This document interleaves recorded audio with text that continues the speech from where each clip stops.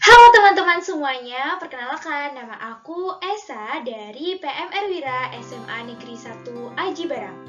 Nah teman-teman, dari video yang tadi kita lihat, kira-kira kita ini mau membahas tentang apa sih? Jadi dari video yang tadi, kita ini mau membahas mengenai bencana alam. Nah teman-teman tahu nggak apa itu bencana alam? Jadi, bencana alam adalah bencana yang diakibatkan oleh peristiwa atau serangkaian peristiwa yang disebabkan oleh alam dan mengakibatkan dampak yang sangat besar bagi populasi manusia. Nah, teman-teman, macam-macam bencana alam ini ada banyak banget ya, tapi kali ini kita akan membahas mengenai 4 bencana alam. Untuk bencana alam yang pertama ada banjir, yang kedua tanah longsor, yang ketiga tsunami, dan yang terakhir ada gempa bumi. Nah langsung saja kita membahas ke bencana yang pertama yaitu banjir. Teman-teman tahu nggak sih apa itu banjir? Jadi banjir adalah suatu peristiwa tenggelamnya tanah akibat peningkatan volume air. Nah, banjir sendiri dapat terjadi karena luapan air yang berlebihan di suatu tempat akibat hujan deras, meluapnya air sungai, atau pecahnya bendungan sungai.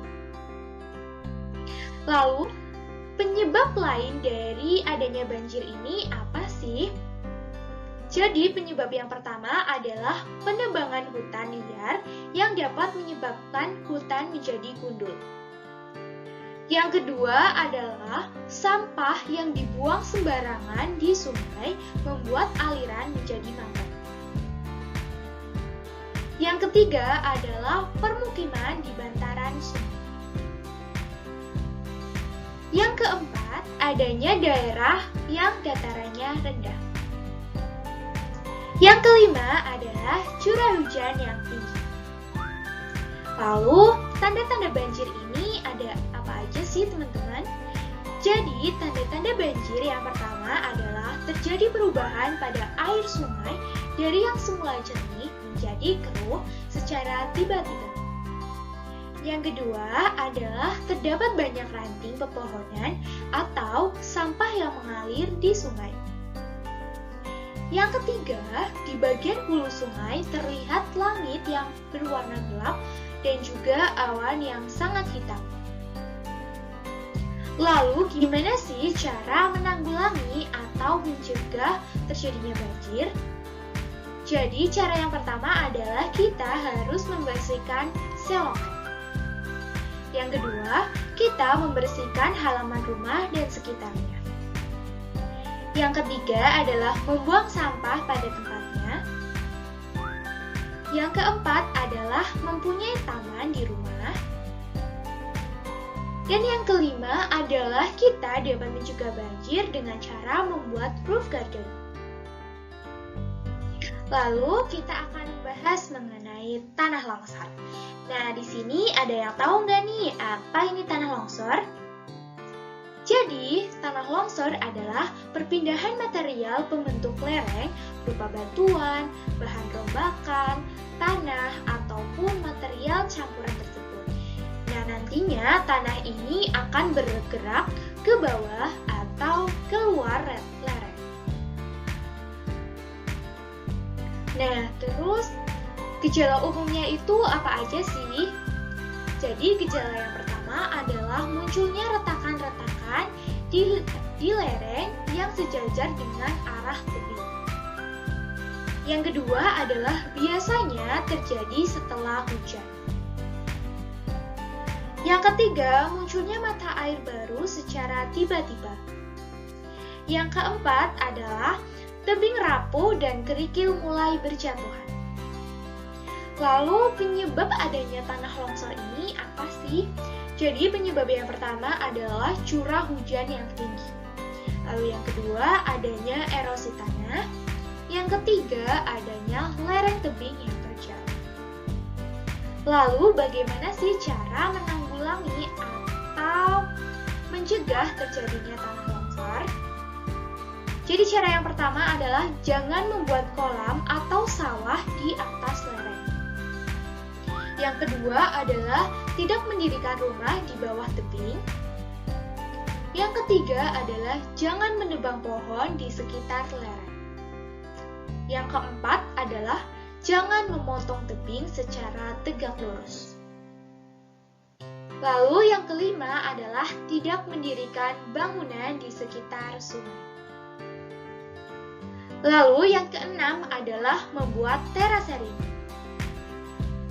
Lalu bencana alam yang ketiga ada tsunami.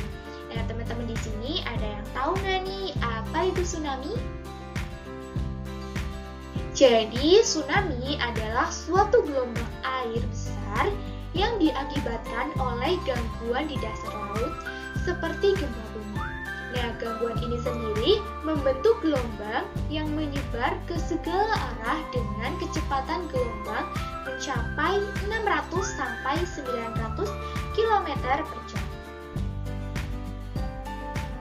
Nah, terus penyebab tsunami ini apa sih teman-teman? Jadi, penyebab tsunami yang pertama adalah gempa. Gempa ini bisa memicu terjadinya bencana tsunami ya. Tapi teman-teman, tidak semua gempa akan menyebabkan tsunami ya. Lalu penyebab yang kedua adalah longsoran. Nah, longsoran penyebab tsunami bisa berasal dari longsoran di dekat pantai. Nah, yang ketiga adalah erupsi gunung berapi. Lalu, tanda-tanda adanya tsunami ini apa aja sih? Jadi, tanda-tanda yang pertama adalah tanah akan bergetar dan suara gemuruh ombak yang tidak biasa. Yang kedua adalah air laut mendadak menjadi surut. Yang ketiga adalah binatang akan mampu merasakan bahaya yang akan datang. Nah, lalu gimana sih cara penanggulangan adanya tsunami? Jadi, cara saat terjadinya bencana yang pertama adalah kenali tanda-tandanya. Yang kedua, lari ke tempat yang lebih tinggi. Yang ketiga adalah carilah akses ke tempat yang lebih tinggi. Yang keempat adalah jangan kembali ke pantai sebelum aman. Lalu, jika setelah terjadinya bencana, yang dapat kita lakukan pertama adalah kegiatan rehabilitasi pasca bencana. Selain dilakukan dalam bentuk perbaikan lingkungan, juga bisa dalam bentuk bantuan perbaikan rumah korban bencana. Yang kedua adalah pembangunan kembali sarana dan prasarana, penerapan rancang bangun yang tepat, dan penggunaan peralatan yang lebih baik dan juga tahan bencana. Yang ketiga adalah revitalisasi kembali partisipasi dan peran serta lembaga dan juga organisasi kemasyarakat, dunia usaha dan juga masyarakat. Lalu yang keempat adalah penanganan pada permukiman yang rusak. Bagaimana bisa segera merehabilitasi sekolah, tempat ibadah, rumah sakit yang rusak, dan lain sebagainya. Lalu, bencana yang terakhir yaitu gempa bumi. Nah, gempa bumi ini apa sih? Jadi, gempa bumi adalah getaran atau getar-getar yang terjadi di permukaan bumi akibat pelepasan energi dari dalam secara tiba-tiba yang menciptakan gelombang seismik. Lalu gimana sih cara menanggulangi adanya gempa bumi? Yang pertama, jika kita berada di dalam rumah, yang dapat kita lakukan pertama adalah berlindung di bawah meja yang kuat atau di bawah tempat tidur. Yang kedua adalah menjauh dari rak buku, lemari, kaca jendela, langit-langit rumah yang rapuh, dan benda-benda menggantung lainnya. Lalu, jika kita berada di luar ruangan, yang dapat kita lakukan pertama adalah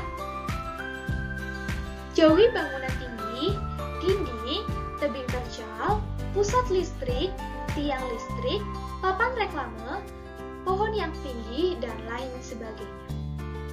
Yang kedua adalah jauhi kaca jendela yang material berbahan kaca lainnya. Yang ketiga adalah lari dari tempat lapang yang terbuka. Nah, kemudian jika kita berada di dalam kendaraan, yang dapat kita lakukan pertama adalah hentikan kendaraan jika terjadi gempa. Yang kedua adalah jauhi tempat seperti jembatan, baik di bawah jembatan maupun di atas jembatan. Kemudian yang ketiga adalah lari ke tempat yang lapang dan terbuka. Lalu jika kita berada di dalam lift, yang dapat kita lakukan pertama adalah jangan gunakan lift untuk turun ke lantai dasar. Lebih baik menggunakan tangga. Lalu yang kedua, tekanlah semua tombol ketika lift berhenti. Keluarlah dan mencari perlindungan. Lalu, tanda-tanda adanya gempa bumi yang pertama, tingkah laku hewan yang tidak seperti biasanya. Yang kedua adalah surutnya air laut. Yang ketiga adalah awan akan mulai berkumpul dan membentuk seperti angin tornado. Lalu yang keempat adanya cahaya gempa. Yang kelima adalah barang-barang elektronik akan mengalami gangguan. Lalu apa aja sih penyebab terjadinya gempa bumi?